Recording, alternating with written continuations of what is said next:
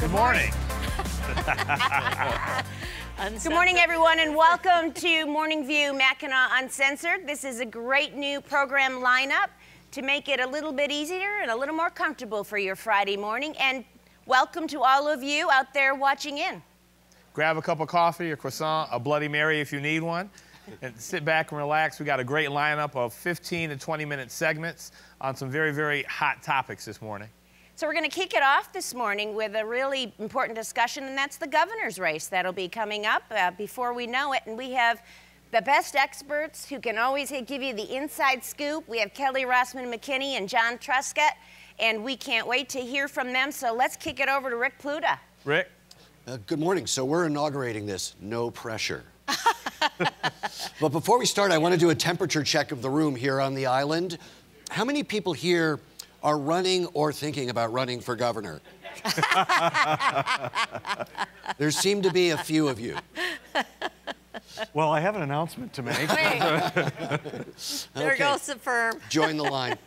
So, my question actually is looking ahead, not to the primary 15 months from now, although it seems like we're getting a pretty good idea, not of who's going to get in, but when they're going to get in.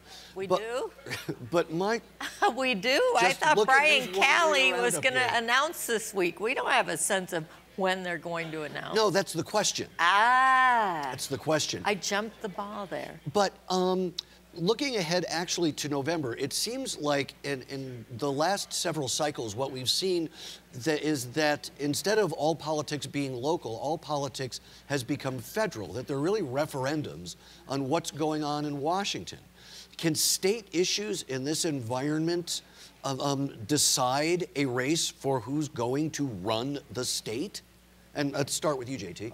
I think they can. I think what we're dealing with is people are trying out different issues at this point, and they haven't really settled on what the big issue is going to be or what the top three will be. So what you do early in a race is get out and kind of survey people, what matters to them, and then at some point, a campaign gets taken over by external issues and things that kind of get thrown up, things that we can't predict will happen at this point. I mean, when you look at the presidential election and the chaos that went through, and I know we've done some stuff for the Detroit Regional Chamber before where I never would have predicted a President Trump. Well, but so if you look at Gretchen Whitmer's communications, you would think she's running against President Trump. And if I were heard this early, I'd do the same. That's what people understand and know in the moment. But things will happen as people start to focus down more on a statewide race. And keep in mind, timing-wise now, you're talking about a primary that the candidates are running in. So you have to prove in a Democratic or a Republican primary that you are most reflective of the party's goals and ideals. So that's exactly why I'm sure Gretchen is positioning herself as so anti-Trump. Not that that's hard to do, but that's exactly what she's supposed to do right now. And why Brian Calley has adopted as his mantra, part-time legislature. Well, so I do not understand, nor do I believe my partner does, I do not understand how Brian set the stage, allowing people and encouraging people to think that he would announce his campaign for governor this week. He said he had two major announcements. So Tuesday, first of all, most people are expecting that's the gubernatorial candidacy announcement, and then it's part-time legislature. And then he said, well, there's another announcement on Thursday. I don't even know what he announced. All I know is it wasn't governor. So he's now, I think, really overplayed his hand. He has the potential to be a great candidate, but this whole sort of teasing out and then doing part-time legislature as you're running for governor, that seems to me that you just want to make sure you have even more power than a governor currently does. It'll be interesting to see how these things play out as these campaigns run in tandem. So what do the other candidates do? Because you might remember that Bill Schuette, again, not formally into the race for the Republican nomination, but everyone's expecting it, the week before published an op-ed in the Detroit News that seemed to be almost a, what the Calley government reform effort seemed to be almost a reflection of that. You know, I do think government reform always has a populist appeal, very much so. What is on the table right now would make Michigan, if you're looking to be governor and get things done, it would make Michigan almost ungovernable. I mean, imagine right now they don't have relationships that really develop over time, so you get. You're talking about the effect of term limits. Term limits, but you're going to add in, they're only going to know each other or work together 90 days out of the year. And so you think of the effects that that'll have on the system. Although in a campaign, you're running for a certain segment. And, you know, I was going to say this is the only time you'll find me to the left of Kelly. But when you look at those dynamics and you're going after a niche audience in a primary, so they're going to keep moving to the right in the Republican Party to try to outdo each other. And I think that creates a problem in terms of good governance. I think that government reform issue really works for an outsider candidate. But when you're the lieutenant governor and the attorney running general, against the establishment. You're running against yourself. You've been part of the establishment. Well, let me ask you this, that what are, and a question in two parts, what are the qualities that a candidate will need to win the election, and then the qualities that the winner will need to actually govern? And both of you have served, you know, in administrations. So, you know, you have some idea what it takes. I think we're in such uncharted territory politically, given what happened with the presidential election. I mean, nobody would have predicted President Trump and the personality and just everything that went into it. And by the way, I'm still predicting that Hillary Clinton will win the Democratic primary in Michigan. Good luck with that. You know, I really think, you know, the governor has established a very good record, Governor Snyder has. So following on that, is there, in the voting public, is there going to be fatigue from Governor Snyder, which gives Brian Calley some really interesting dynamics to try to get around? Does Bill Schuette run against Governor Snyder at that point? There are early indications he's picking a few issues to do that. In the end, I really think... Picking a few issues? I'm trying to be polite.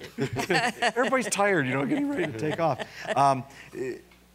I think a lot of it is what's going to happen at the federal level. Is there chaos there? Are they agreeing getting things done? What's that dynamic? And is there backlash locally in Michigan that we want somebody who can get the job done? And I think we're still too far off to determine that. But you know, the other part of the question you asked is what qualities do you need to actually govern? And I think both John and I agree that you really have to have legislative experience. You have to understand how the legislature works, and you have to have a deep respect for the legislative role. And both Governor Snyder and Governor Granholm had no legislative experience. And there are candidates, I mean, both Brian Calley, Bill Schuette, and Gretchen Whitmer, they've all served in the legislature. That experience, in my opinion, and I think John agrees, makes you much better suited to govern. And John Engler was a perfect example of that. I mean, I didn't like many of John Engler's policies, but I view him as one of the most effective governors we've had. Actually, just in talking to the candidates, one of the interesting things is both on the Republican and the Democratic side that a lot of them are saying that in terms of the mechanics of the job, you know, how you would go about it, that they've sort of adopted John Engler as the model for doing it, and neither of the last two governors. What does that say to you? You know, but, you know... They're right. if they're adopting it, they're certainly not acting like that's what would be implemented. John Engler today in this legislature would be a liberal. I mean, it's just given how far things have moved. But he was also very pragmatic and got things done. We don't have that type of cooperation and deal-making going on saying, you know, we're going to have different positions, but in the end, we have to get things done. This is the drop-dead time, and we're going to do it. So, you know, I know we still have some new leaders, things that, you know, the process is developing, but they've got a long way to go to kind of model themselves after what Governor Engler did. Well, and it would be, I'd be very surprised if a Democrat wasn't elected governor for the following reason. We have a history in our state of, at the end of a governor's term, when they've been termed out, we flipped to the other party. It went from Milliken to Blanchard to Engler to Granholm to Snyder. It's the Democrats' turn. And we have a Republican in the White House, and we know that plays exactly. a part in... The midterm election also tends to go opposite of where the federal election went. So you'd a Democratic candidate, whether it's Gretchen Whitmer or whether Mark Bernstein jumps into the race, or God forbid, Jeffrey Feiger raises his blonde head. it's likely to be a Democrat who serves. It's possible. Does the... Did you just dismiss me with it's possible? It's probable, my dear, it's probable. We know what history shows us. Yes, that you're right. correct Go in that ahead. You regard. can say that. I was right. I'm right. But you know, See what I have to deal with? but the last election also showed us that you know, You can't predict a beware darn thing. of Yeah. predictions. Yeah. Will whoever is the next governor, do they need to go out and, while they're campaigning for governor, also campaign to get a legislature that's on board with them? No. No? No, when you're campaigning for governor, you're campaigning for yourself. Yeah. You will go out and campaign with your candidates at the local level, but you're not going to hitch your wagon to them and how their campaigns may be successful or not. You run yourself and you hope that your coattails bring them up. Well, and let the Senate and the House campaign committees do their work. That's what they're supposed to do. But that speaks to the relationships that you were talking about. Well, definitely, you want to have those relationships, but and you are likely, a statewide candidate is likely to campaign in a local community with that party's candidates. But to take an extra effort to help those candidates get elected, no, you got your own deal. You got to work for your own candidacy. So you said that the next governor ought to have legislative experience. Is there room, because there are some people talking about this, is there room for an outsider? No. I think there's God always forbid. room. You know, whether it happens or not is another question. But let's keep in mind, let's be practical. There's this theory that government should run as a business, and government is not a business. There are certain skills and experiences that business leaders can bring to the table, but if you do not understand how the legislature works, if you do not understand, embrace, and live the Michigan Constitution, you will not govern that well. Is that how you win an election? No. No, because people don't vote on your ability to govern. They vote on personality and do I think this person is really going to represent me? Will we see a singular issue that captures the public's imagination that will define the 2018 race? I don't think we know yet. When you get an issue like that, it's typically externally driven.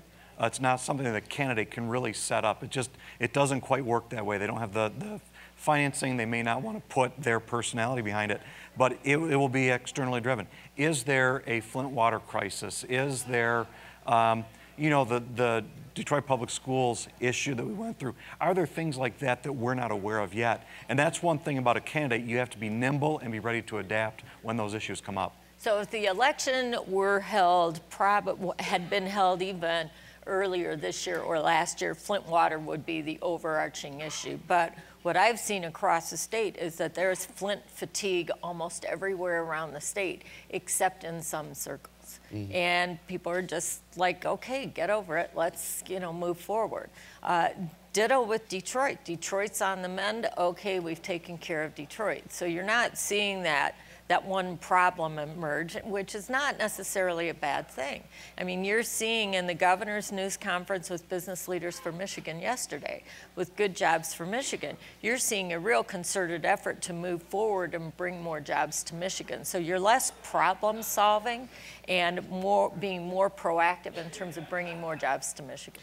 But the thing about that, the effects of what they are trying to do with that incentive are not going to play out between now and the next election. They're going to play out over a decade or more. Right. A decision will play out within the next 2 months. A decision will. And right. This will be, and the prep for that and the realization of what these jobs could mean for Michigan, the image of Michigan, and the type of manufacturing that turns to more IT. I think this is more significant than anybody realizes at this point. That plays out here on this island, but does it play out among the rest of the 6 million If a people company who are voting? comes into Southeast Michigan and says, we're hiring 7,000 people and we're going to start doing job fairs and we're going to start doing the job training, that will have a significant impact. Yeah, absolutely. Now, the one thing that you don't have that sometimes you have have as candidates who are actually serving in the legislature. So you're not going to be able to go back and see whether somebody voted for or against more jobs for Michigan. So that's the one thing you don't have in this particular race that sometimes you do. But Gretchen Whitmer is a really good example. Brian Kelly is another example of where their votes in the past are likely to be used for or against them. And that gets to where maybe there's room for an outsider who doesn't have a record like that. God forbid we have an outsider. Seriously, haven't we had enough outsiders? The voters will Rick? let us know. I want somebody who knows how to govern and who knows and understands what the role of the legislature is. I want somebody who doesn't walk in and say, I'm going to run state government like a business, because state government is not a business. There are certain skills and experiences you can bring to the table, but by God, you better know how to govern. All I have to Quickly. say is, with our potential candidate for the state senate here, if we have a governor who doesn't have that experience, I know somebody that will help get that governor that some experience. That's the final word. John Trescott, Kelly Rossman, thank you very much. Thank you very much. Fun. You Thanks. bet. Thanks, guys. Thank you. Well, that was interesting. Do you have any announcements to make? No announcements, but I see Stephen Polk over there, and now that his responsibilities are done here on the island, I think he might throw his hat in the race. We have our next panel coming up and talking about Michigan legislative term limits. It's going to be a very good conversation. We have some people up here that have no shortage of opinions. Yeah, so Chad, we'll turn it over to you. Well, welcome. Term limits. Everyone raise your hand if you love them. Well, there's one hand. Okay. Well, you work for the Mackinac Center, don't you, sir? Okay, well. How long welcome. have you worked there? Oh, well, you got about 5 left?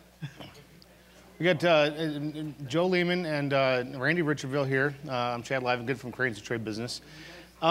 First, start off, Joe, you like term limits. Explain why. Yeah, I voted for term limits and support them, but I think that they have not lived up to the highest hopes of people who supported them. But on the whole, I'm still positive on them, but I understand that they haven't lived up to the highest hopes. Randy, did you vote for term limits as a voter? I don't remember. I was just a kid. Okay, yeah, right. I don't remember. I really don't remember if I voted for them or not. Most likely, I did. And I think that in a perfect world, term limits are silly. You're supposed to have a group of an electorate that knows what they're doing and can pick somebody. Term limits are the ballot box. But it's not a perfect world, and I think that term limits can be utilized all right. It's just that in Michigan, we have the most limiting in the United States, and I don't think that's an optimum way for us to run our government. Randy, how did you, what kind of obstacles did you run into when you saw term limits, besides the ones that forced you out of office? Well, you know, I'm a little bit in the middle here, because I probably would never have run for office if there wasn't such a thing as term limits. We had a long-term representative down in Monroe County named Lynn Owen, who had to leave office in 1998. So in 1996, I ran against him and was recruited specifically because it was a seat that the Republicans thought that they could win with the right candidate. They were wrong that first term, but then that set us up to run for the next one, and I was successful there. There was a lot to learn, but I still had a lot of institutional knowledge when I went up there. The Senate had not had term limits, hadn't hit there yet, so there were a lot of long-term senators, people like Harry Gass that had been around for a long time. You could learn from, you could watch as an example of what a statesman should be. But after about the 3rd or 4th iteration, pretty much everybody that had been there for a long time is gone. You don't have that institutional memory anymore. The Speaker of the House takes over one of the most important positions with 2 or at a max 4 years experience. Then you've only got him there for 2 years. Excuse me. So I don't think people would run their corporations that way. I don't think they would run their nonprofits that way. So 6 years I just think is way too limiting, and we should look at possibly altering. You can still keep term limits in place for the purists that say, you know, you're going to be corrupt someday, so you might as well just put a limit on how much corruption we're going to foster. But put it at something like 14. If you want to keep it at 14 years, allow it to be in one chamber or the other, so that the speaker has some more leadership experience. And you know, I was elected the majority floor leader in my 3rd term, at the beginning of my 3rd term. And if you ask me, could I do that job better if I had more experience? Hell yeah, I could. but I didn't have that opportunity. So I'm speaking from my own experience, not just from a theoretical platform. If I had been there 6 or 8 years before I could run for that leadership position, I'd have known a lot better how to do it, and it wouldn't have been such a steep learning curve for me. Joe, what corporation in America would put a junior associate in the CEO's office like we do in the legislature every 2 to 4 years with a speaker? I don't know any corporation in America that isn't constantly looking for the best talent that it can find and trying to get that talent in as fast as they can move other people and release them to industry. I think it's a fallacious argument that experience in government is the only thing that we need in government, because the cost of a year's experience in government, the trade-off there, is a year's experience outside of government. People aren't sitting in a dark room waiting to run for office. They're out there. They're either being in business, they're farmers, they're teachers. Who do you want on the education committee? A teacher might be nice. Who do you want on the natural resources committee? Maybe a forester would be nice. Maybe not as good as somebody who's been in the legislature for 10, 20, 30 years. I don't know a single teacher in the legislature right now. Is that right? Does anybody? No, Yeah, there are a couple. I think some of the new freshman representatives are teachers. Okay, At least but 3 of them, I think. How much And the experience Republicans, too, How which much is weird. life experience do people who are 24 years old have? And I'm saying this from the pretentious level of age 34. Yeah. There are people a decade younger than me that are in the legislature now. How much are they really bringing as far as a value of talent? I think you're saying let's amend the state constitution to raise the age requirement. That constitution has been there since maybe 1861. That's okay. I mean, I don't think the longevity of it has something to do with the relevance of that change today. But, you know, the legislature, when I started, the average age of a legislator in Michigan was 45. Today, it's still 45. The difference is the standard deviation from 45. It used to be 35 to 55. Now it's like 20 to 70 or 80 or something similar to that. The legislature has turned into the Love Boat. You only get invited if you're at the beginning or the end of your career. So on that note, what will happen if we go to a part-time legislature, Randy? Well, I think that just makes the problem worse. Love Boat gets worse? Yeah. Then it turns into one of those other shows, those spin-offs that never made it. Right. I think the part-time legislature, there's a misunderstanding of what a legislator does from day to day. Mostly we are the voice for the people. And this talk about, oh, you only spend 100 days in, working. That's not true. That's not true at all. I worked longer hours and harder when I was in office than I did when I was in corporate America. And I worked pretty hard back then. Mostly, you're the voice of the people, and we are the advocates for the executive branch of the government. We are the teller, the customer service window for the executive branch. People don't call the governor's office with an expectation that they're going to get the problem solved in a short period of time. They go to their representative or senator.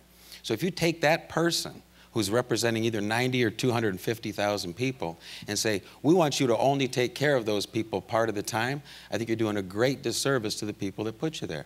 So I'm not a supporter, obviously. I am sympathetic to the impulse for a part-time legislature, but I honestly don't think it would be a transformational change, really.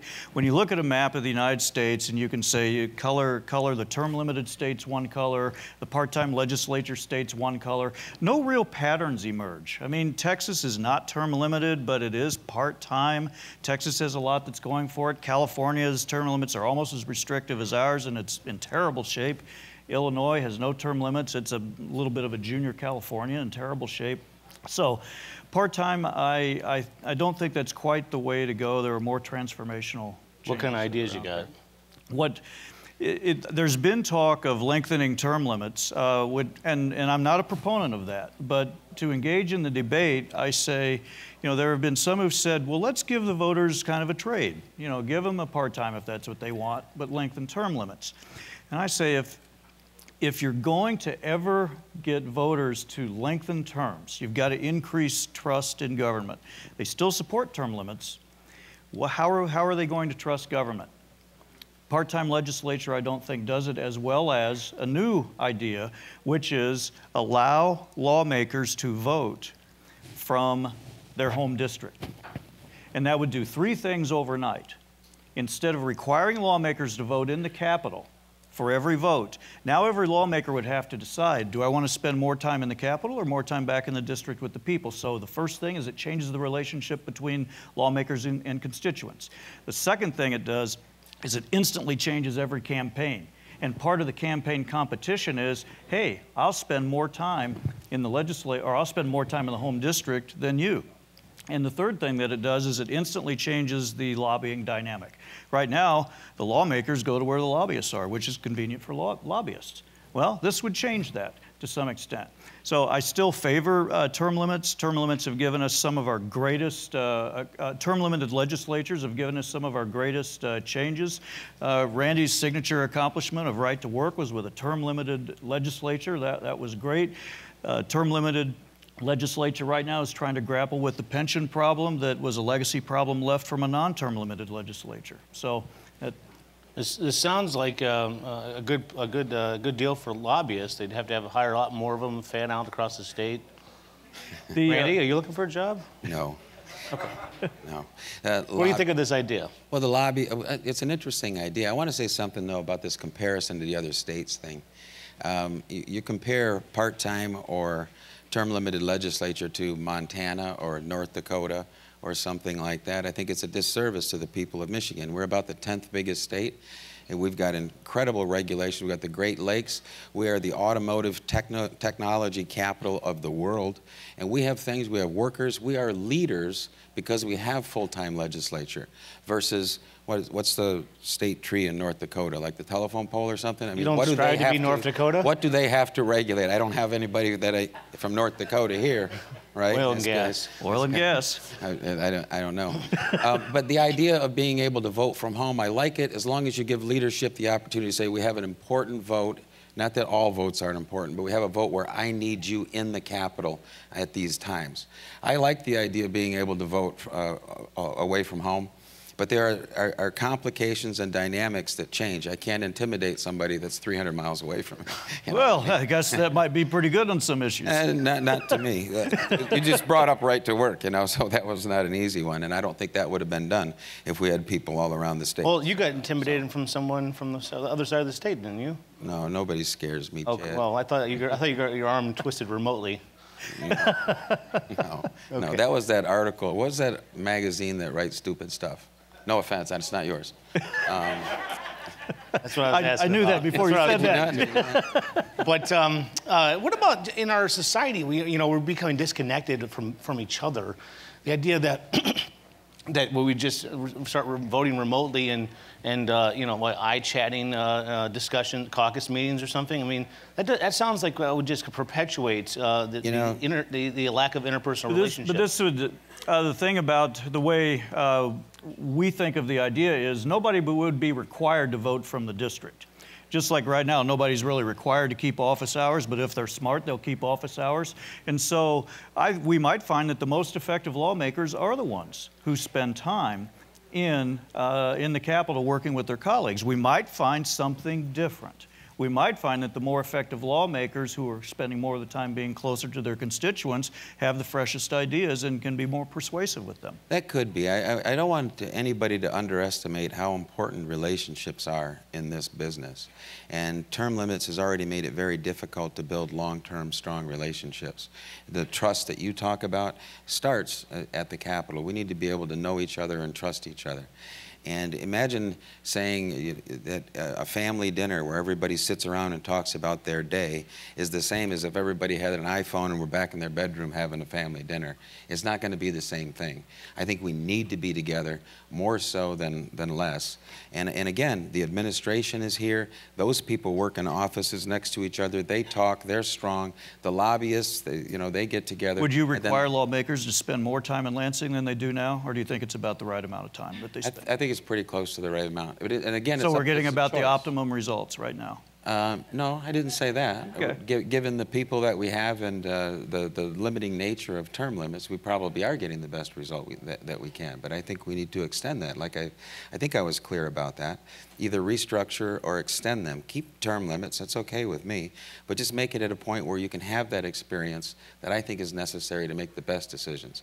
We've got great public servants. We have communities that have sent their best and brightest to come up to Michigan, come to the Capitol, and do the best they can for the constituents that they serve.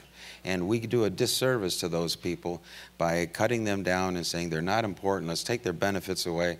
You know, those institutions I'm very proud to have been a part of. And I gave up a lot to be there, as did a lot of my colleagues. So this respect thing that the legislature doesn't get very often, I think starts with people in rooms like this that know the kind of work that they do and should stand up and be proud of the people that work in that Capitol. But isn't it really easy to demagogue the legislature? For you guys. Touche. So I covered the Missouri legislature, which was part-time and term limited. They had a bigger House, and they had a filibuster in the Senate. You want to talk about a rodeo? The Speaker of the House at the time, a guy named Rod Jetton, was also a political consultant, and that was his other job besides his little $36,000 a year part-time legislative job. And he got several state senators elected, and guess what? He had his own caucus in the Senate, basically, that could hold the place up. And you want to talk about pulling hairs out? I mean, your predecessor at the time, or your colleague there, Charlie Shields, he would not have. He just went nuts at times. And so I've seen this in another state, and I'm not sure that it's going to look as beautiful as being portrayed right now. Yeah, I couldn't agree with you more. Oh, it looks like we're getting close to a wrap here. The next session is on a report card on President Trump, which I'm sure will be glowing. Is that it? Are we done? All right. Well, you do have some great panelists coming up, so I look forward to that myself. Thank you, guys. Thank you very much. Randy, thanks a lot. Sounds like this is going to be an issue that's going to continue to be discussed for a while. I agree. You know, I actually like what Randy said. Normally you would think that the ballot box would be enough for term limits, but that doesn't seem to work. So it's a very interesting topic that I think will continue. Right. And I am very interested to see what this report card panel has to say. Nolan, are you going to make it a very interesting conversation for us? We'll see. Yeah. Kick it over to you, Nolan. Okay, well, it's early, isn't it? So we're here to grade the new president, Donald Trump. After 100 days, the Detroit News, we gave him a C grade based on the team he had assembled and some of the regulatory relief he'd already begun, as well as some of the business-friendly policies he'd put in place, and marked him down, of course, for the still chaotic nature of the White House, as well as some of the distracting, divisive policies he put. Lots happened since those first 100 days, and in fact, I think the stretch between those first 100 days and today have been more eventful, perhaps even than the first by the first measure. And so, I'm not sure that C still holds up for us. It just seems like there's too much out of control, too many ends being chased in the White House today. But I'm interested in hearing from our panelists, Mike McGee and Lena Epstein, on what their grade is for those first 100 days. Mike, let's start with you. Sure. And we all thought your C was sort of a gentleman's C. We understood where you were coming from. No, I mean, that's where we were honest on. I felt there was enough good balanced against the bad. It was an honest grade, so, well, from our point. I would say, actually, from one perspective, for incomplete, not for impeachment, I think his domestic agenda. He's had some success with Neil Gorsuch, of course, which was good, and that, relatively speaking, was easy, but all of the issues you pointed out in your editorial are there. On foreign policy, I think, especially after yesterday, I think you'd have to give him a much lower grade. I think that the issue yesterday really was not so much about climate as it was about American leadership. And we seem to be ceding leadership across the world in this case, the Chinese, and in some case to Germany and France. So lower grade on foreign policy. Except, Mike, I mean, the reality is, had that climate treaty been negotiated through the normal process and normal protocols and vetted and ratified by the Senate, there would have been no ability to repeal it yesterday. So if you take a look at the unilateral nature in which Barack Obama acted on so many different issues, he opened the door for Donald Trump to do the same. And it's a lesson that you don't want to give one president the power you don't want the next president to have, because once that power exists in the office, it stays there. So, Lena, what's your grade? You still high on the president? I know you've been a big defender. I would give the president an A-. A-. So you're naming that baby Donald, right? Well, for a girl, I think that would be awfully unusual. It would be. It's an unusual time. The citizens of America spoke up very loud and clear in 2016 that they felt left behind and frustrated by a government that wasn't properly serving them. We elected a man that was not as eloquent as President Obama, not a professional orator and beautiful in his language and his delivery. We elected a man that spoke to the hearts and minds of what the Americans were asking for. And so in the days and weeks and couple of months since he took office, I think we've seen the same man. He hasn't changed in his demeanor. What we saw along the campaign trail is what we got and what we're getting now as president. And I think it's important to remember that he doesn't have 20 years of staff, political staff to bring with him. This has been the school of hard knocks for him. And it's been extraordinarily humbling for him as a man, as a human, and as our president. He has America's best interest in mind. And it's an extraordinarily divided, divisive political sphere that we find ourselves in. And I think that has been the greatest challenge that he has faced overall. But Lena, I mean, we're not grading him on his campaign, and certainly he spoke to something in America that a lot of us didn't get, and he won the election. We're talking about that time from January 20th until today. You can't find any areas to mark him down on? Oh no, that's why I gave him an A-. Okay. I have been a strong supporter of the president, and at the same time, I am an independent woman and have my own mental agency. At times, we do disagree. I would have probably handled yesterday differently. Certainly when it comes to the Great Lakes, I feel very strongly about funding our beautiful Great Lakes as we look out over these straits and the crown jewel of Michigan. It's okay for us to disagree. President Trump wanted to eliminate political correctness. It's okay for us to sit and have differing ideas and do that with respect and diplomacy. But you also have to, Mike, you have to take a look at effectiveness. And there have been a lot of policies you might look at or actions you might look at and say, you know, you could agree with the basic premise of that policy, but the way in which he governs and conducts himself, I think costs him a lot of support that he might otherwise get. Well, I think that's right. And I think there were a lot of people in November who were doubtful, excuse me, about him, but sort of voted for him and thought, let's let the guy grow in the office and let's see what happens. You were very, very tough in November in your editorial endorsing Gary Johnson. I'll bring that up. But I think you were right in terms of judging that his personality characteristics of being at least unpredictable. I think you might have used some tougher words than that. That has been borne out. He doesn't seem to have grown in the office. That was manifest, I think, a little bit yesterday. And I think that's exactly why you see people like William Kristol this week in the Weekly Standard saying, folks, it's time for us to confront it. We have what he called a Trump problem.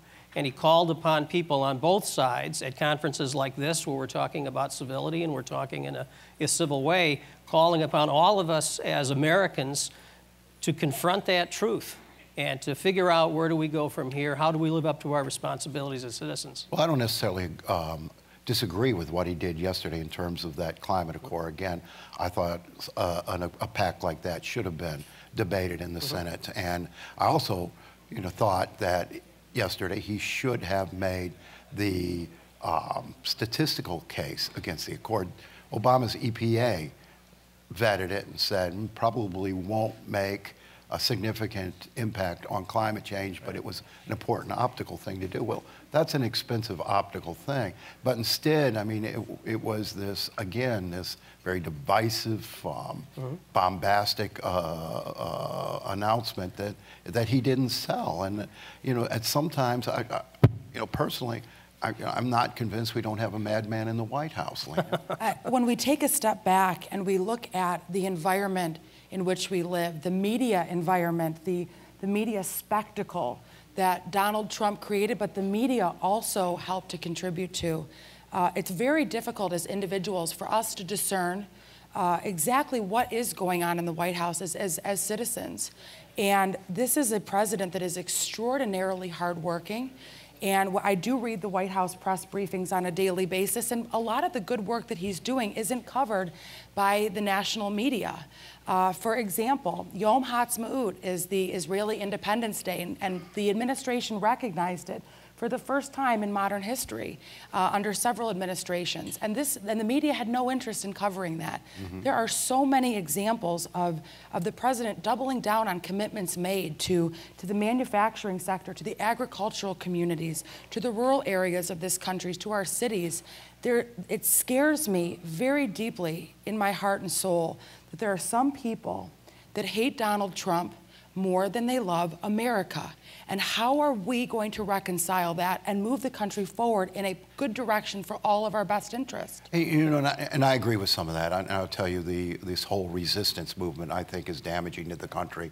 And I do think there have been some really dishonorable behavior amongst people in my profession and amongst the media outlet. There does seem to be a fanaticism at work, and you know, everything's a scandal, whether he makes a typo in a tweet, but it's not like he hasn't invited a lot of this. I mean, he has made himself Velcro for these attacks, and you know, there is a lack of wisdom in picking such a overt war with the press. Well, when there's, you know, when he does do things that, what was the tweet the other night on Kosese, you know, when he sort of fumbled the tweet in the middle of the night, that's been going on long enough, and his folks have been trying to get him under control. The fact that he cannot seem to get that under control, I think we've gone beyond growing in the office, and I think that's why people like Crystal say that's a problem. And coming back to the climate, as I say, I agree with you completely that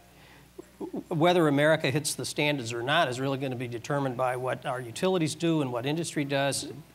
What's important about that is for 75 years, there's been a consensus, left and right, that the world is a better place when America is leading it. And it appears now to our allies, certainly in Europe, and I'll bet you they're dancing in Beijing, that America is ceding that role. And you know, I'm of the camp that says the world is better off when America leads it, and he needs to engage, and that's a problem. Lena, do you get any sense that he's learning from his mistakes? I mean, as Michael said, people have been trying to get him off Twitter since he came into office. And, you know, if I were Twitter, you know, I'd be having a campaign ready. We're the first, you know, social network that brought down a president. I mean, you just can't stay off it. Do you see any signs of learning? I see tremendous signs of learning, but I think the Twitter conversation, it's going to get old after a while. This is a man who has had decades of a successful career. He's set in his ways, in certain ways, as we all are as we proceed in our lives. The Twitter conversation, guys, we could talk about this forever. We could complain for the next several years ahead about the tweeting, but at the end, that has been in many ways arguably one of his most critical tools to communicate with the folks that elected him. The American citizens, and we're all guilty of this, we can take a news story, for example, his very, very diplomatic presentation to the Muslim leaders of the world. He can have a great day, and his ratings can jump. His plan in Syria and his very bold action can garner very positive support in one day, and how fickle we are in the next. I think it's important for us to recognize that a successful Trump presidency, a successful Obama presidency, a successful American presidency lends itself to a successful America. in the end, we can dislike the man, or like the man, and in the end, I think we all need to find ways to be supportive of him. And it's very okay to disagree. It's necessary. That's the beautiful thing about this country. But he is learning, Nolan. I do assure you of that. I don't disagree with that, but I think there's some responsibility on the president himself to be successful rather than, and to speak to all the people. Lena talked about him reaching the people who elected him, but at some point, he's got to talk to the people who didn't elect them and convince them that he's capable of leading the country. He seems to have no interest in that. You know, I was thinking, as Lena was talking about how, in a way, we all have to kind of gather around and help him to succeed. That sort of sounds like it takes a village to raise a child. Yeah. Or to shut one up. You know, I think a couple of the people that I've seen lately on this topic, I think that David Frum, who is certainly no liberal, you know, worked for President Bush 43, has been out there quite actively, and particularly on the Twitter issue, saying, look, he has tendencies himself toward, you know, authoritarianism. And, you know, when you tweet at the union leader on the air conditioning, you know, plant in Indiana, and criticize that person, that doesn't happen in a vacuum. I mean, that has consequences for that person. And, you know, Frum's got, people can Google it, and he's got a ton of videos out there. You can look at his analysis of what does authoritarianism look like in the 21st century. He doesn't look like 1930. That's not going to happen. But the use of those types of tools and the continual attack on the media, which is one of the checks and balances, that sort of thing, you don't see yet any, in my mind, you don't really see a signal that he's learned to live within that system or that he's leaning in that way. Okay, we've got 1 minute left, time for one more question, and we keep our answers you know, brief if we can. I talked to Michael Beschloss yesterday on the stage in the theater, and he said he'd not seen in history a president who had gotten off to this bad a start. He couldn't quite answer the question of how he might recover. Michael, will this president survive? Oh, I think he will. I think he'll survive certainly for his 4 years, but he's certainly making it hard on himself to get anything done. Lena, do you think he'll be impeached, or will he pull this out? Oh no, the impeachment story is off the table at this point, in my opinion. And I do believe that a lot will happen in the years ahead under a Trump presidency. I think he will maybe go down in history as the most controversial president, but I'm very optimistic about the future. I think it is overly simplistic to say, but as Americans, we all do need to work together. We need to find the common trends. We need to find our commonalities, and we need to align ourselves as best we can and support the president, every president in American history, including President Trump. Okay, well, Mike McGee, Lena Epstein, thank you. Thank you. Tammy, Dennis. Thank you. Thank you very much. Thank you. All I can say, Tammy, is that I wish that Lena was my law school professor. I know. Because that A- was very generous. It's very, very generous. Yes, yes. Well, now we're going to have another very interesting discussion, and with good friends of both of us. Very good friends. Reggie Turner, good morning. Good morning, Dennis. Sheila Cockrell, who I affectionately refer to as Coach. And Stephen is looming around somewhere. Mr. Henderson, good morning. Hello. We look forward to hearing you guys chat with us a little bit about the upcoming Detroit City elections. Yeah. All right. Good morning, guys. Good morning. How are you? Everyone's still here? Everyone's awake this morning? Before we get to Detroit elections, let's follow up a little on what we just heard. Just to be sure, you guys are also in on the A- for the president? Please. No. Maybe a B+, right? No. We have a mentally ill person as President of the United States who is actually being run by the alt-right. We have really got President Bannon, not President Trump. Yeah, I can't tell if she was grading the obstruction of justice or the drunk tweeting, but whatever. I think Sheila has it right. So let's talk about November of 2017, which is coming up pretty quick. Also, the primaries will be at the end of the summer. I said something in a column the other day that I think is a sort of good starting point for this discussion. it sort of gave the mayor, Mayor Duggan, credit for the things that he's done to move the needle on some really critical issues in the city. But I also said that for a lot of people in the city, things are not different. Things are not better. If they look around themselves in their neighborhoods, it'd be hard for them to say what's different about Detroit today. And that's not to say that things haven't changed, it's just that it hasn't reached them. And I sort of went further and said, if this mayor were facing a credible, experienced challenger, I think he would have a real race on his hands because of that. That somebody who could say, or at least promise, the idea that things could move faster in the vast stretches of the city that aren't benefiting, that person might be really appealing to voters. What do you think about that? Well, Steve, I think, as you point out, there does not appear to be a well-financed, credible challenger with great appeal either to the business community or to organized labor in this election. And so the incumbent has a very strong advantage at this point in time.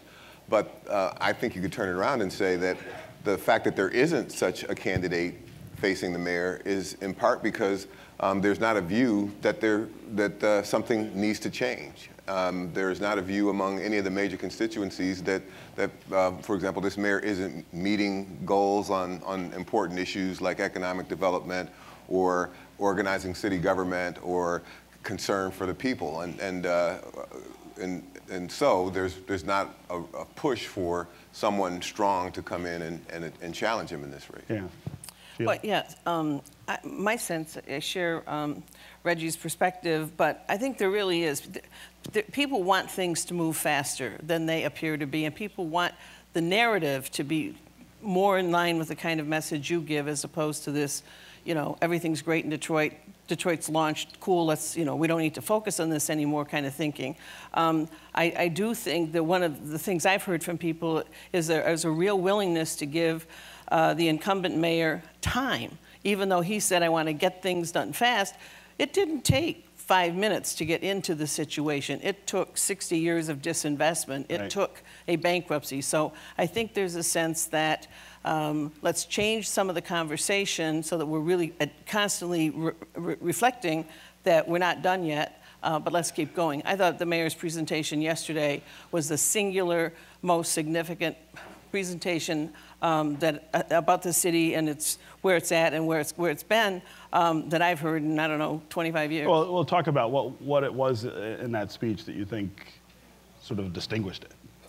I think to have the mayor of the city of Detroit to literally link the history of race, housing segregation, and economic inequality and lack of access to jobs as the real narrative as to what happened to the city is really an important one, and I just think it was really a groundbreaking statement. I think it's an opportunity for a regional conversation on the divisions that have occurred, that have been shaping our political life for at least my lifetime. Yeah.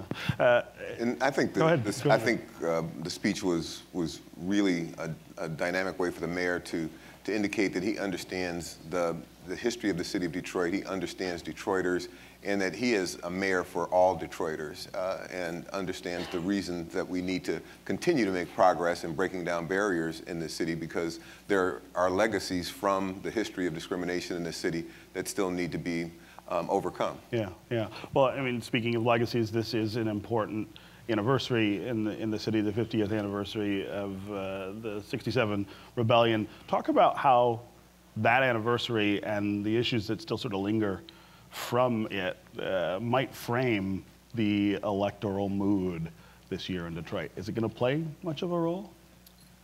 I have not heard sort of the kind of community. I've heard a lot of people who want to reflect, who are my age or my generation, for whom the '67 rebellion was literally a seminal occurrence that shaped the direction of your view of the world, of what could or should be done. I think my generation really does want to reprocess the experience to understand sort of the dynamic about race in the city at that time. Younger people want to look at it from the point of view of history, but in and of itself, I don't see the commemoration as being a dynamic in the election. Yeah. I don't either. You know, my dad was a Detroit police officer, and in 1967, I didn't see him for about 2 weeks during the course of the rebellion, and he hardly came home at all. It was a major turning point in my consciousness of the division that could exist in our nation and in the city in which I was growing up.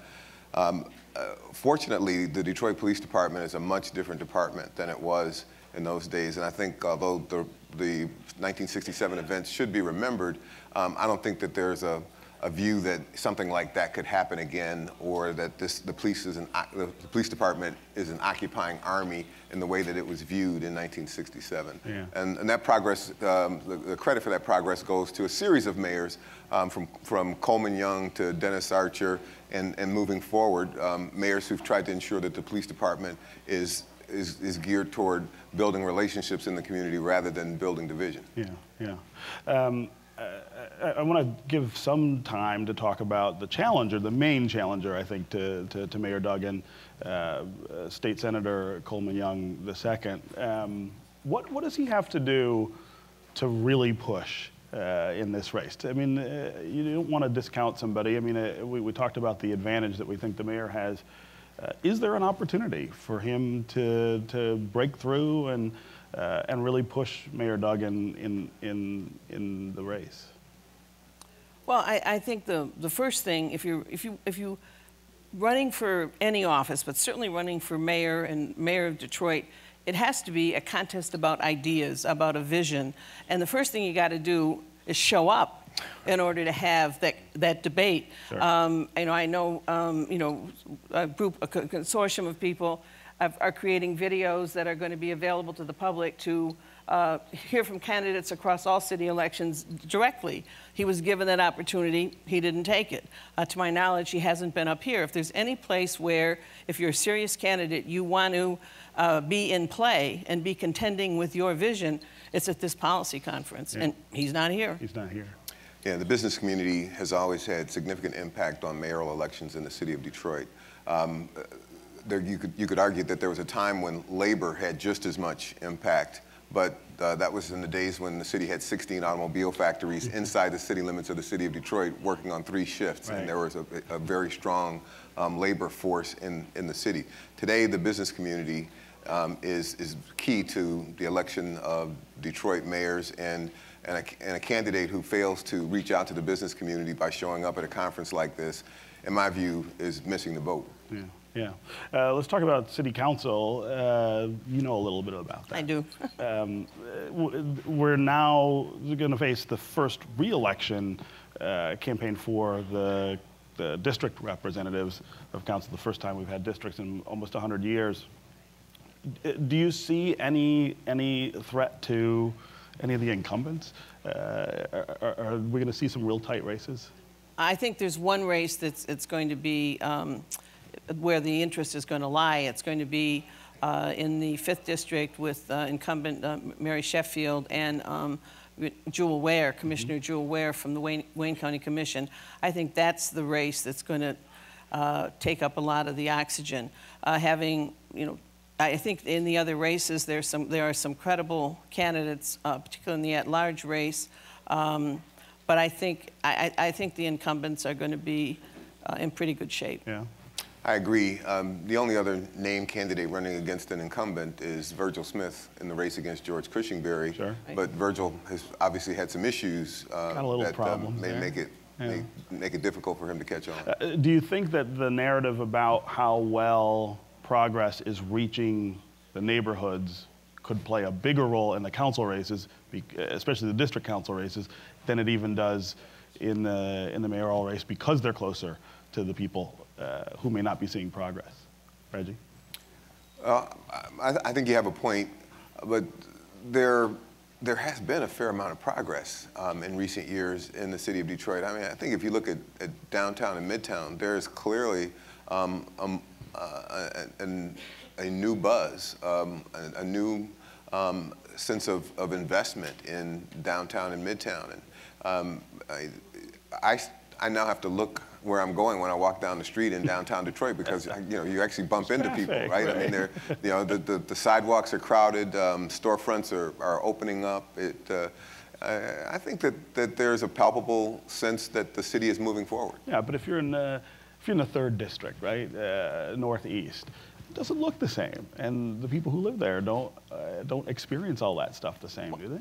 I think the district council structure, which I've personally never been a fan of, but I think that the district council members have literally done a really good job at bringing the city hall more directly in relationship to the neighborhoods.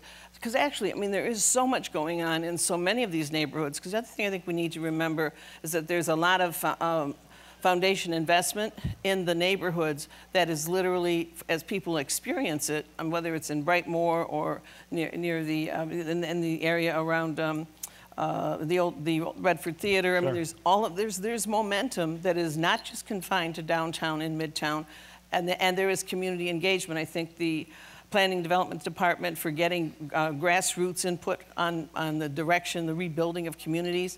People are engaged, so I know a lot of people, like we had a Citizen Detroit session, and in general, when people were sort of grading, how do you feel about change in the community? To date, people were like, we'll give the mayor a C, but the C was about, there's still so much more to do, Sure. We're all doing it. It wasn't like anti the mayor. Yeah, well, I mean, in some ways, it's almost like the mayor is a victim of his own success, right? The more that downtown and midtown sort of gleam, the more people in sort of further reaches of the city are reminded of what could come, but what's not here. Well, the mayor has tried to take leadership on education issues, and unfortunately we did not get the Detroit Education Commission that he and so many others sought as we were trying to create school reform in the city of Detroit. The key to really bringing Detroit back is to fill up this 140 square miles with a significant number of additional people. The only way we're going to attract people back to those neighborhoods that have been emptied over the course of the last few decades is to have a good, strong school system. Sure. So we have to go back and work at that again. We need to figure out the long-term solution for the Detroit public schools so that people feel comfortable raising families in the city of Detroit. Do schools become an issue in the election this year? Well, I don't know. I mean, it's people are looking for, I think, to see how the new superintendent does. There was a great deal of support that I saw for Alicia Merriweather, and I think people are looking, to build on that. Yeah, yeah. We've got about a minute left. Prediction, what's the margin? Well, the largest margin, I think, was in the re-election campaign for Mayor Dennis Archer, where he won with 83% of the vote. I think that'll be a challenge for anyone to match, but I think it could possibly be, a similar margin. What about you? I think it'll be significant. This mayor has a great deal of support. But what's important is more people have to get out and vote. Only 25% of the electorate voted in the primary in 2013. That's a real small number of people, narrowing the choices, whether it's for mayor, council, or whatever. Yeah. And if Dennis Archer had a better campaign manager in his re-election campaign, probably would have gotten 100%. Would have gotten 100? Yeah, all right. Okay, all right, Reggie and Sheila, thanks very much. Absolutely. Yeah.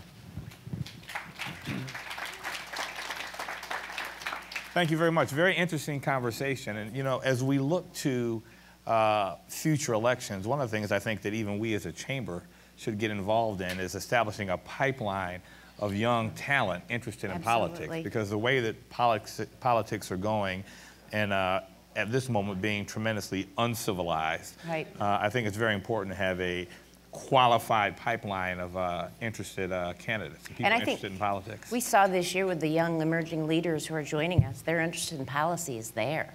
So there's going to be a great new future crop of leaders for us for political office. I look forward to it. And now, Ryan, you can take it away as we talk about 2020. Thank you very much. Mayor, how you doing, sir? Wonderful, thank you. Poppy Shostak? Great. Good morning, how you doing? Excellent. First, I'd like to thank you for your advice on the way out here. The mayor said, make sure they don't put tape on your microphone. Obviously, you've got some experience in this, huh? I think there was a threat at me, you know. Oh, no. So we're talking about 2020, 3 years away from the election. So in 2013, actually, I'll do what Live and Good did. Let's look at everybody here. 2013, how many people in here predicted that Donald Trump would be president of the United States? 2013. One? Oh, come on, really? Really, in 2013? Not 13. Okay, so we don't have one liar out here is what we're... So obviously, we're living in pretty unpredictable times. We are. So we have to keep that in mind as we're talking about this, right? I'd be interested in knowing what you think, first, the political environment is going to be in 2020, because the political environment drives the candidacies, not the other way around. Let's start with disruptive voters, angry voters, voters who voted for change in 2016, voted for change in 2012, 2008. What is their mood going to be like, you think, in 2020? Are they going to be angrier? Are they going to be satiated? And how might that affect the landscape in 2020? I think from the Democratic point of view, it's already started to begin the groundwork of working to bring a vote out in 2018.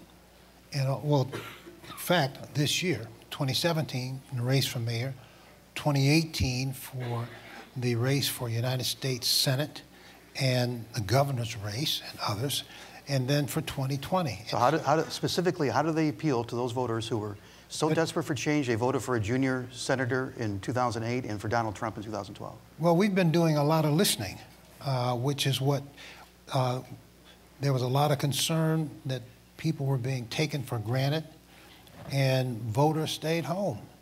I mean, traditional Democratic voters that wanted to be respected, et cetera, didn't feel that way. That's true, but how about the change voters who came out overwhelmingly for Obama in 08 and for Trump in 16? What does your party do to get them? And what will their mood be like, you think, in 3 years from now? I think their mood is going to be one to support the Democratic nominee in 2020, because I believe the person who runs will have a very close, upfront, and personal relationship, at least that will be felt in every corner of the United States, every state. Nobody's going to be taken for granted, and it's going to be working hard to bring out that vote. Gotcha, sir. Thank you. Bobby? Well, I think there's a couple perspectives that we could put on the table here. 2016 was a response to Donald Trump of all Americans that are angry, disappointed with government, whether it's in the state of Michigan or it's in Florida or California. He won states and turned out voters, many first-time voters, many independents, many Democrats, because everybody on both sides, this is not a Republican versus Democrat thing, this was a disappointment in government. And that disappointment still exists today. And that angst and anger still exists today.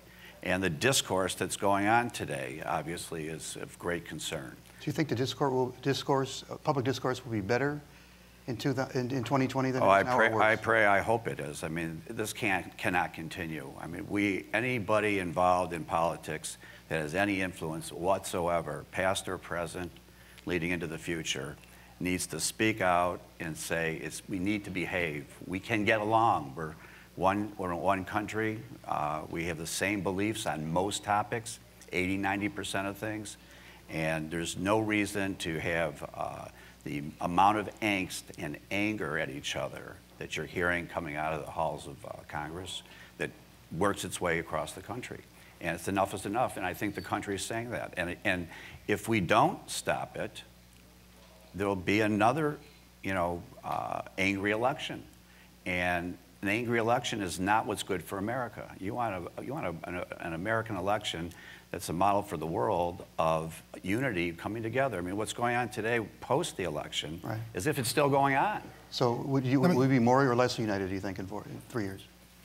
My hope would be, or my wish, if I could push a button, would be for America to have had the benefit of being here on Mackinac Island for the Detroit Regional Chamber. The civility aspect, the young lady who spoke and talked about putting people at a table with different, just listening to each other and working through things, that's what it's going to take for America to be great. there's a lot of fear in the United States today. And that fear comes from what is being done that has not been sold, has not been vetted, has not been talked about. And there's fear when you pick up a paper or when you watch national television and you hear leaders from other countries they've been our strong allies expressing discontent and fear. And then you got somebody over in North Korea who seems to be rather unstable in terms of what he's prepared to do. Or appears to. We don't need that. We need a stronger America where everybody comes together. That's the civility aspect that the chamber talked about in terms of what we need to do as citizens. And Bobby, it goes to what you're just What a round of applause for Sandy Baru and his team for making that Oh, one of the yeah. pillars. What do you think, Mr. Mayor, the biggest issue will be on the minds of voters 3 years from now? What will drive the campaign? Will it be it's the economy stupid? Will it be terrorism? Will it be health care? What do you think would be the biggest issue? I don't think we can project at the moment. Healthcare could be off the table if the United States Senate goes in and works collegially on both sides of the aisle in the Senate and changes what came out of the House. If the House bill is what continues to be before all of Americans, then I think health care will be there. And it's going to be it's an issue that the way it's presented from the House and what they passed, it hurts the supporters that Trump has, President Trump, that he was able to win his election. So if he keeps doing that. That'll be the issue? What do you think, Bobby? Well, look, it's always jobs, the economy, and of course, the fear of terrorism. But I think there's sometimes it's change. Or change, What do you yeah, think it's indeed. gonna be this time? Indeed. Well, I think it's really hard to predict that. To give a quick example. Fall 2007, John McCain, the presumptive candidate, ran out of money, flying on his commercial flights to New Hampshire, all washed up, finished. He was toast. Fall of 07, ask anybody in the room, Hillary Clinton was going to be the first woman president of the United States. 1 year later, Barack Obama, John McCain in the election, and Barack Obama becomes president of the United States for the next 8 years. So it's really hard to predict what's on people's minds and what's going to really matter. Nobody could have predicted that Donald Trump would have, brought out that voter. But I think, look, at the end Well, we of got the to day, say something up here, man. Yeah, but at So the what do you think would be the biggest issue? Thank you. I think the biggest issue is going to be jobs. Will you, as an American wage earner, breadwinner for your family, is your life improving? Is the policies of the President administration helping you move forward in life, being able to provide for your family? And yes, healthcare and other things but I really think it always gets back to jobs and the economy. I think that is, there's a lot of reasonableness in your observation, especially if the Democrats win the United States Senate in 2018, because they're going to be focused on bringing jobs back and creating the kind of climate and the like. And if there's a few votes changed in the United States House, we may not get it back, but if we get enough votes to make things tighter, then I believe there's going to be more of a maybe forced discussion where people are going to have to work together. But jobs are going to be there, and jobs is what I think President Trump was able to win on, going to people in America saying, in effect, that they have taken your jobs. But if you elect me, I'm going to give you your jobs back. It's a powerful They message. did this and they did that, and it's caused a division. We need to come together as a country. So we've talked about as much as we can, looked ahead to see what the environment's going to be like. Let's talk a little bit about the candidates. If you could take off your blue jersey and put on your pundit's hat, and maybe even as kind of a early warning sign to maybe overconfident Democrats, chart out for me the most likely path to Donald Trump winning re-election. If he were to win re-election, how would that happen? I can't think of it. You're going to tell me there's no way Donald Trump could be re-elected? Oh, I won't say that because I predicted he wouldn't be president today. Okay, so we from that were all wrong perspective, there. Yeah. So factor that in. Factor how unpredictable the times we're living in. Factor how angry voters are. Factor, and we don't know what the economy is going to be like. You might not win back the Senate. What would be the path? What are the circumstances that would have to happen for Donald Trump to be reelected?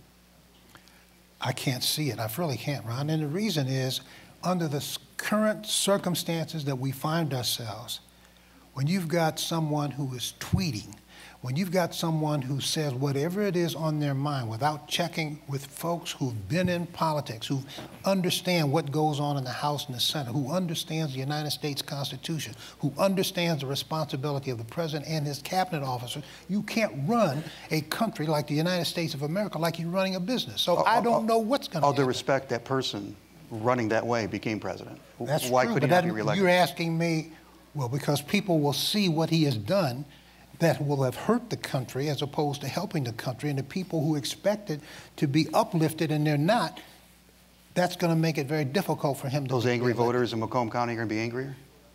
I think that they're going to see the light. Remember, there was not a huge mandate coming out of Michigan. He won Michigan, he won Wisconsin, he won Pennsylvania. There's no question where he won. He did win. He is the president of the United States, but you're talking about re-election. And if he keeps doing what he's doing right now, that's not going to happen. Bobby, what's the most likely path to Donald Trump being a one-term president? Delivering on his commitments? No, to being a one-term president. A one-term president? What's the path to, what does he have to avoid doing so that he can have a second term? Not living up to his commitments. Okay, and I think he's doing his best. Look, this So far, discussion. is he living up to his commitments? Yes. Yes, he is. I think he's clipping them off one at a time. He's had some challenges. I'm not here to defend how and why and what have you, but he's had challenges. He's not a traditional president. He's not a traditional CEO sitting in that office. He is clipping off on items that he ran on. You could agree or disagree with the Paris Accords yesterday, but that was on his list. He said so. He's dealing with the Veterans Administration problems. He's dealing with tax reform. These things are going to begin to take place. But the biggest problem is he is in a swamp. And I think Democrats and Republicans agree that Washington is a swamp. And draining that swamp is not an easy task. And, you know, I doubt that he can fully drain the swamp. I mean, it's a big, bulky bureaucracy. Is he draining the swamp, or is he putting more alligators in it? Well, if the alligators maybe do their job, you know, maybe that's not so bad. But I mean, he's got to take some really difficult steps to deal with the bureaucracy and break it down and to make government somehow more accountable and more efficient. If he accomplishes, you know, a dent in that, that would be a huge accomplishment in 4 years. Has he shown the ability to be able to do something that big, to literally change the institutions of government? I think it's going to take all of 4 years and beyond. You know, it's a very diplomatic. It's a big job. No, but it is a big job. I mean, you try to do it in a private company or a public company. It's a big job. This is a massive operation that's going to require a lot of skills and a lot of diplomacy. You know, and a lot of effort in disrupting the traditional way we look at things. Thank you. Mayor, can you do the best job you possibly can with your crystal ball and handicap the Democratic field for us? What kind of person would be best to come out of this? And if you want to put names on it, please do. Who is most likely, by name or by characteristics, the type of person would be the best type of person to emerge from this race and take on Trump if he makes it 4 years? I think the person who becomes the Democratic nominee is the one who lays out an agenda of what he or she would hope to accomplish if given the privilege of leadership, and has to listen to the constituents that he wants or she wants to vote for him or her, and see if they are responding and agree with the approach or program that the Democratic nominee will put out there for the American public. If that candidate does that, that candidate will win. And Bobby, we have a minute left. Who is the candidate on the left that scares you the most? Candidate on the left that scares me Potential the most. candidate. That could take on Donald Trump? Mm-hmm.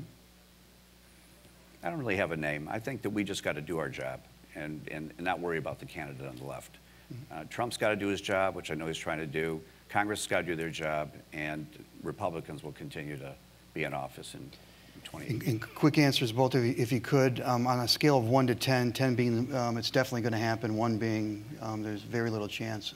What do you think the chances are that Donald Trump faces impeachment? I'm waiting for the investigations. That's the lawyer, former Supreme Court justice in me.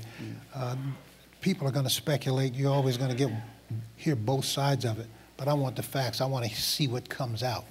It could be that nothing comes out that warrants anything. On the other hand, if there's anything there, it's going to really take down and hurt his presidency and the people who are involved. But you would encourage people in your own party to let the facts come to them.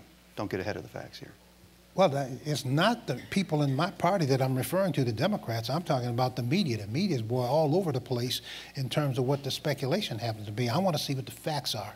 Good point. I take your point. There's no there, frankly. I think. Now, how do you know that for sure? We don't know there is there. I think there's to the mayor's point, the media is inundating us with all kinds of speculation, all kinds of leaks, all kinds of quotes, who said, she said, what have you. And let it just play out. But when you bundle it all up, there's no there. Thank you very much, both of you. This was a great conversation. I appreciate it. Right, thank you. Great job. Thank you very much. Lena, how would you grade the panel? Definitely an A. Okay, there we go. They got their. You know, Dennis, we're over halfway through the program. Can you believe that? It's flying by. It's just gone really fast. I love these quick turning segments and discussions. It's amazing. And so now we're going to hear the millennials' point of view on how things went this weekend. Talk about our future talent and possibly future politicians. Thank you. Ingrid, take it away. All right. Well, I like to think of myself as a borderline millennial, but I'm here with two very legitimate millennials, Peter Ghaffari and Dennis Mitchell. So thanks for coming out today. And I brought my phone in case it's easier to text each other. But anyway, I know it's your first time up here at this conference for both of you. Yep. First impressions, Peter? It's been a really eye-opening experience. I think the best way to explain it, when Sandy kind of introduced this to us, he said we take leaders from across the state, public sector, private sector, not-for-profit, and we put them all on an island together for 4 days, and we let them kind of clash on their issues in a healthy space and work on issues together. And that's very much been the case from my perspective. Dennis? I'd agree with that. I think that we've had the chance as emerging leaders to experience conversations around entrepreneurship, some uncomfortable conversations around diversity, and then also the capital impact that the foundations and the financial institutions are making on the neighborhoods. And it's been very healthy for myself, and I'm sure Peter, to be engaged in these types of conversations overall. Okay. So it met your expectations? Absolutely. I told anyone who will listen to me, and this will be news for Sandy, but he's got a repeat customer in me. Okay. So I'll be back. How about you? Same Will here. you be back? I would definitely return. Okay. All right. So you've experienced your first conference. I know there's millennial input on planning the conference, but if it were totally planned by millennials, what would it look like? What would be different, if anything? Oh, giving it to me? Okay. Janice, I'll take it. Initially, I would think that there would be more engagement amongst the millennials with the potential mentors, because we're on an island of some of the best mentors in this area, in the region, in the state. And to have more engagement one-on-one. Of course, we do our networking, but to have some sessions with the mayor, I think that was very helpful for us to get some input on what we should do. He led a discussion, and he told us to follow what you love, do what you love. And that's something that I think is important. I would also infuse more technology. We have the ability of technology at our fingertips. Everything we do should be centered around that. I think that the conference overall, if we were to have it ran by millennials, it would probably be a little more, they would probably have more parties, of course.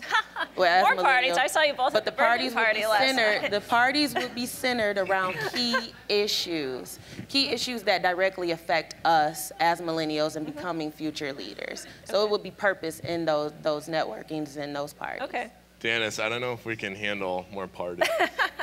Hey, you stayed up last night. I didn't. You guys look really refreshed this morning, so I'm impressed. I think being that this is 37 years in the making and that the millennials are now sort of the emerging generation of future leaders, you know, I know that there's surveys that go out and there's continuous improvement efforts on the conference as a whole to maximize the value for participants. I think that as millennials start to take over more presence in the conference, it'll all sort of shift in a natural way. Sure. So, so there's really no additions that you would you would suggest then for your first time millennial presence? I mean, Danis, you mentioned you touched on this as far as access to some of. I mean, there's a lot of big players here in business, politics. How accessible did you feel some of those folks were? I mean, were you able to talk to the people that you wanted to? Absolutely. I think that everyone here was very welcoming. And I know that coming in as a millennial, we walk in and we had a conversation around this where there's a stigma about being a millennial and how there's not this level of trust with some of the baby boomers as of yet. And that to me leads to the opportunity for more mentorship because everyone that I spoke with was very inviting. You know, they were very open to the ideas that I had. And I look forward to working with a lot of those individuals when I make it back to Detroit. Okay. Yeah, I fully agree with Danis. I think that from both sides, baby boomer, Gen X, and millennial, there's sometimes a wall put up and Gen X and baby boomers don't feel comfortable and don't necessarily understand millennials, and the same goes up the stream. And an opportunity like this provides us the chance to we're all on the same page, we all have the same objectives, we all want Michigan to be a great competitive place with good jobs, good schools, and a place where someone would want to raise a family. And having the chance to bring everyone together and see we all have the same objectives, we just might have different ideas and methods of how to accomplish them. Okay. I mean, I feel like I've noticed more young people coming up to the conference, but I mean, everyone's starting to look young to me, so it's hard to tell. But I mean, how do you guys have ideas about how to maybe get more of your millennial business friends to come up here? I mean, I know you guys are on a scholarship this year. It's not cheap to come up here. The lodging's costly. I mean, I thought a lot of, you have to book 3 nights at a time. I thought maybe there could be some type of program other folks could donate rooms to maybe younger attendees and kind of help, help ease the cost that way. I mean, what other barriers do you guys see, or, I mean, are there? I think the Chamber has done a really intentional and effective job of trying to increase their exposure to the millennial group with things like the sponsorships. There's various young leader groups represented here at the conference, and most of them were through sponsorships from the Chamber or other organizations who are investing in the future leadership of Michigan. And so the accessibility component is definitely a key driver. Millennials generally don't have the same earning power as more experienced professionals. And so to spend the amount of money it costs to be up here is not something that millennials can readily do, balanced with all of their other life expenses. So that's sort of a hard problem to crack. There might be some options, like you'd mentioned, around a shorter program or a more affordable program for young leaders who are interested in being up here, or some more corporate partnership opportunities to help cover some of the additional costs. Okay, no, that's great ideas. I also wanted to think a little bit beyond the island, and I mean, I know you're both working in Detroit, the Detroit area. Do you guys have some thoughts about how to attract more millennial talent, folks in their 20s and 30s to Detroit? Have you guys been involved with any efforts to do that, or do you have thoughts as to how maybe the city could work to draw that age group? I feel like there's a lot of young college grads, a lot of interns in the city. There's a lot of youth, a lot of energy downtown. I see it every day, which is great. but maybe not as many more mid-career professionals. So I am directly aligned with attracting talent for my company, and part of the benefit to that is that you bring diverse ideas to the table. So when you bring in young talent, you have the opportunity to expand on processes that the company may have not have had in the past. As Peter mentioned, we may look at things a different way. So attracting talent through our one-on-one engagement as millennials and spreading the word is one key thing. But then also as an employer, you have to be direct in who you're targeting to bring to your organization. So it may require that you change the landscape of your business a little bit, or just change the work environment overall. Because millennials, we have a different work ethic. So adjusting to that work ethic, and I think that would be beneficial to any employer who's looking to attract talent.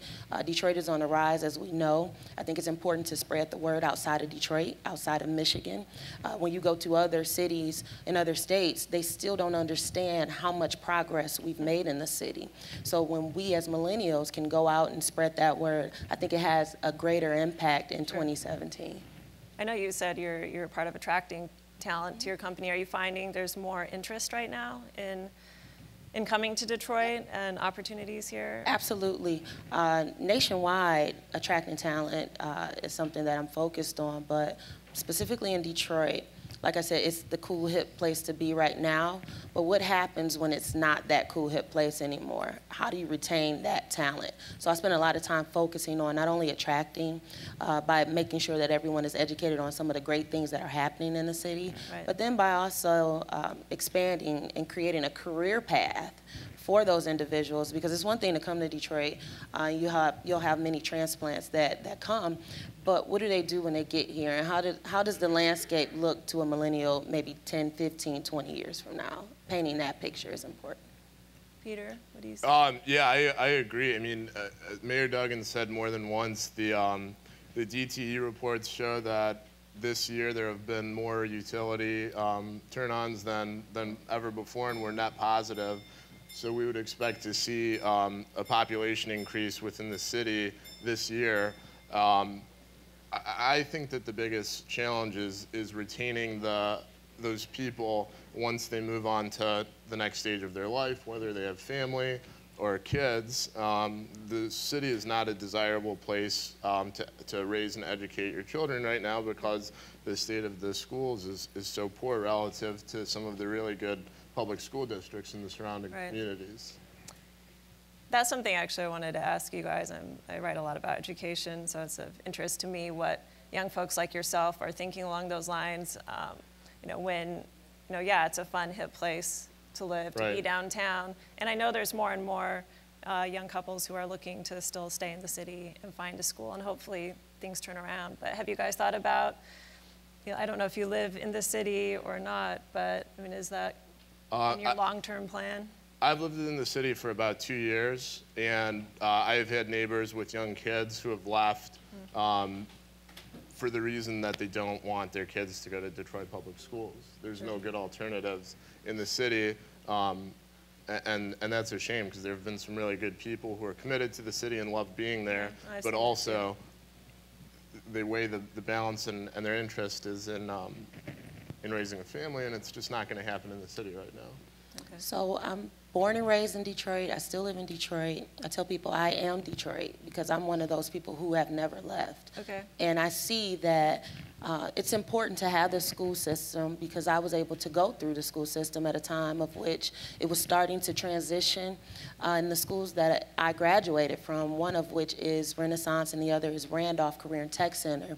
When you focus on jobs and you focus on vocational education, I think that helps a family who's looking to raise young children. So when we as employers start to deploy more resources into the school system to help rebuild it back up to what it was at a great time in the city, it's something that you'll start to see the needle transition. Now I know we have a long way to go to get the school system back to where it needs to be, but I just ask that the Detroit residents stay patient, stay hopeful, because it is something it has to change, so it's going to. Amen, yeah.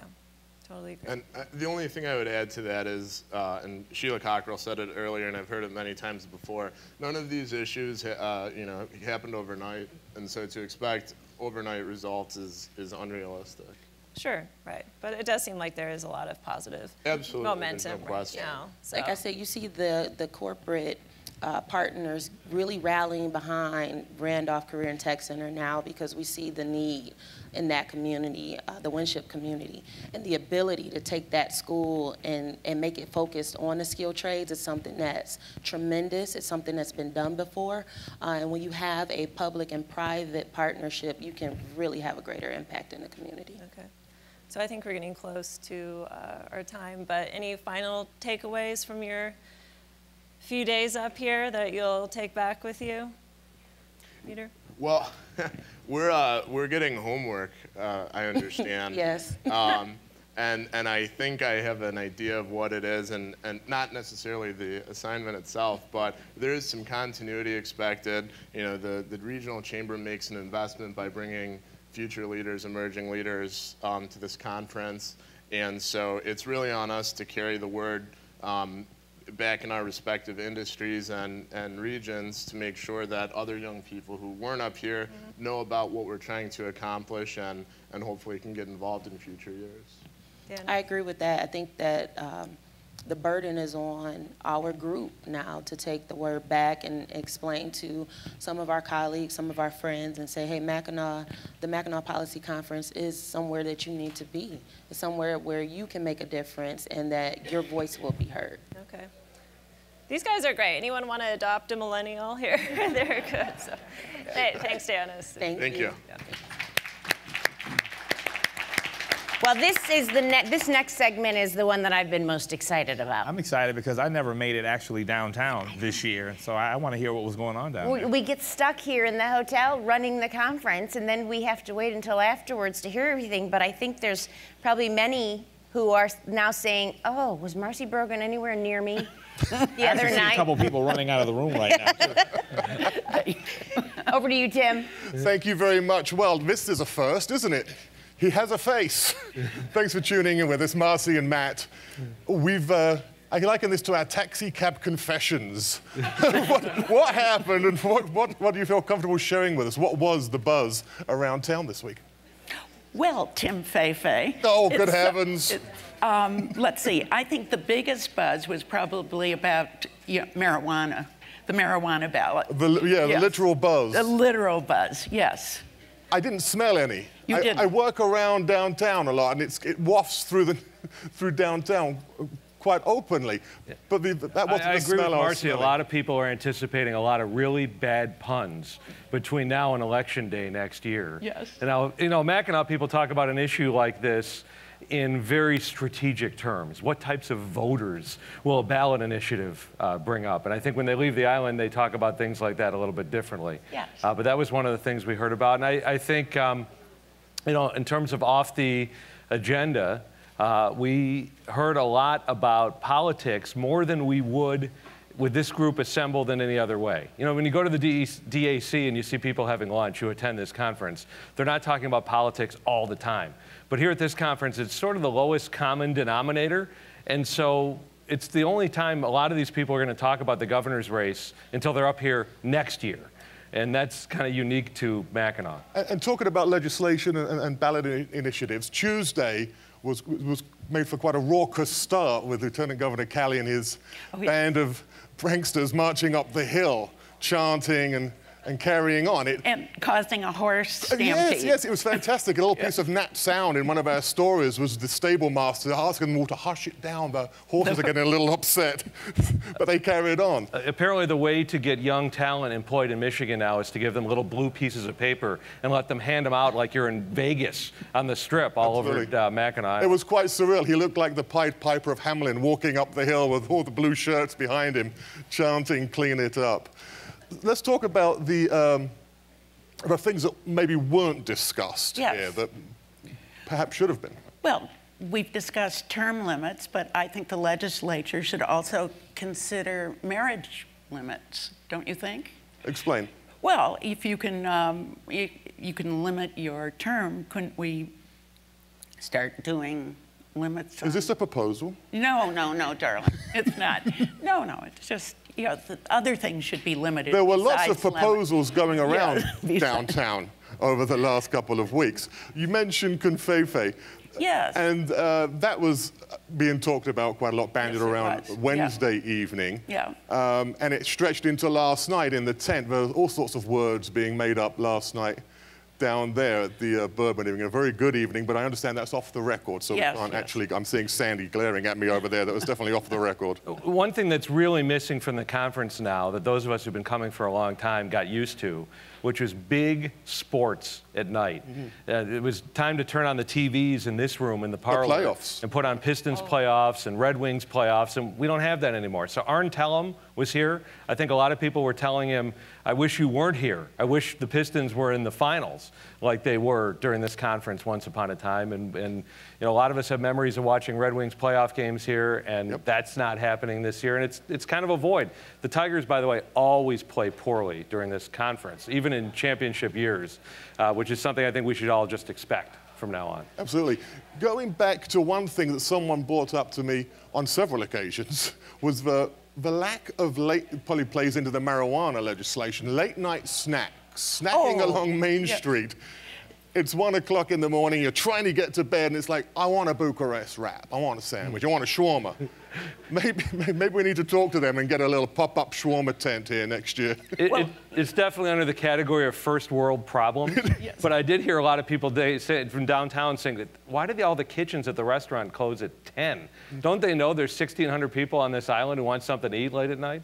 But I think the Grand Hotel could solve this. Instead of putting that little mint on our pillow, they could put a pecan fudge ball. Well, there you go. Which I think would be, very satisfying. Who would complain about that? Nobody. Salty snack.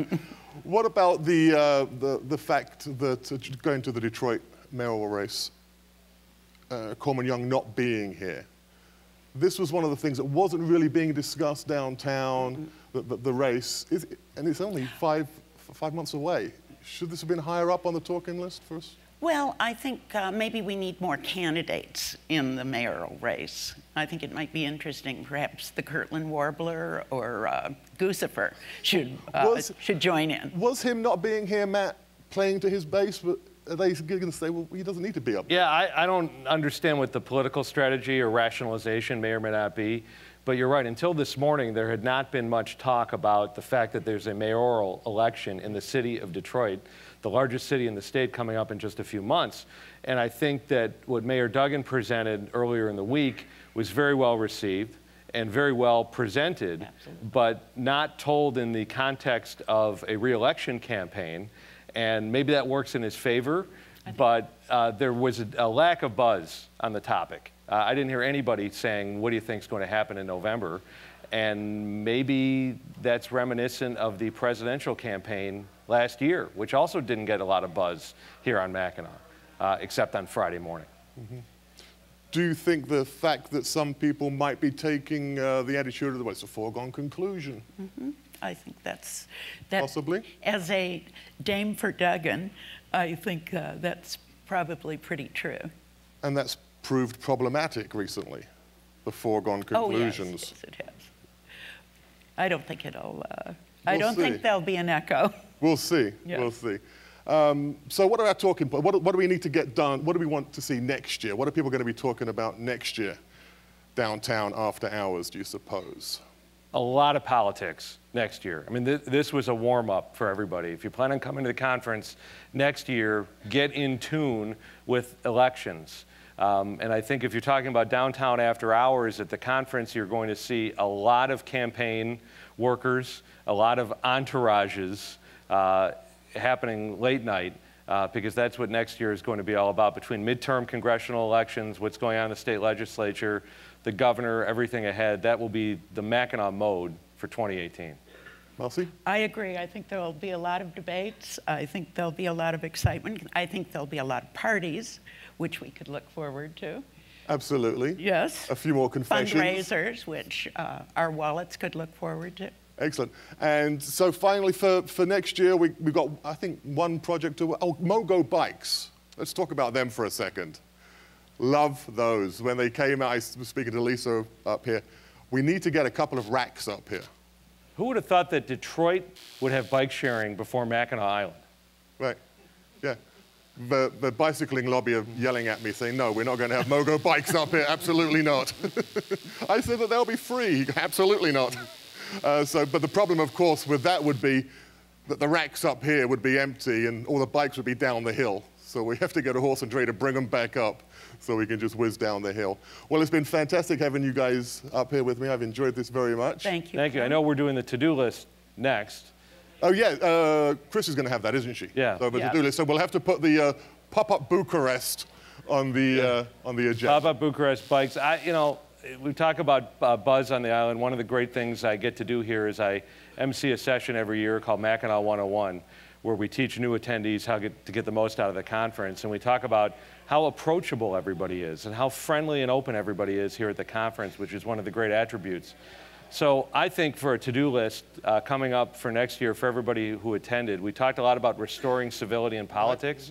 How about restoring civility in business? And the same civility that we show each other here at Mackinac, the same approachability and openness to conversation we show to each other as a business community in Michigan all year long. That would be refreshing. For God's sake, that's a stupid idea. Don't answer my emails. Okay. No, I think we should have more lack of civility. You're going rogue, Marcy, as per usual. Sorry. One thing I would like to say that has nothing to do with your question, but I want to acknowledge Dennis in this. I've been coming to this conference for 32 years, I think. And I don't recognize anybody from those years. Of course, I don't recognize anybody from last year either. But I think this year had the most women presenters of any year since I've been here. And I honor you for that. Yes, that's great. All of you, Tammy and Sandy. I think that was a wonderful change. And I hope to see it repeated. Yes, a round of applause for Dennis and Sandy over there. Thank you very much. So I think that wraps this up for the Are we done? Uncensored. I've got to run down and shoot Flashpoint with Devon now. We've got people standing by waiting for ferries to get off the island. What station is that on? WDIV Local 4, Sunday at 10 a.m. We'll see you then. Thanks. Thank you. Thanks, guys. Thank you very Thank much.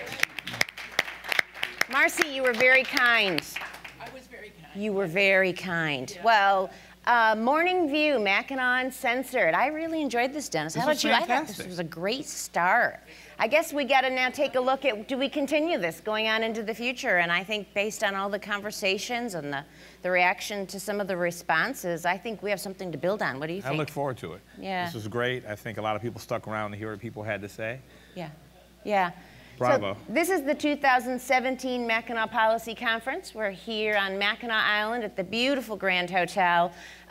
We work really hard to make sure that all of you have a great experience here on the island, but I think one of the things we have to do before we go, we have to give a very big thank you to the staff and team of Grand Hotel. Oh, they did an outstanding job. They take very good care of us. And to your team. Our team at the Thank you. Chamber that did just a stellar job this year at the conference. We do. We have an amazing team, and we have a great leader. Thank you for your chairmanship this year, Dennis. Thank you for having me. Yeah, very happy. I look forward to being a civilian next year, though.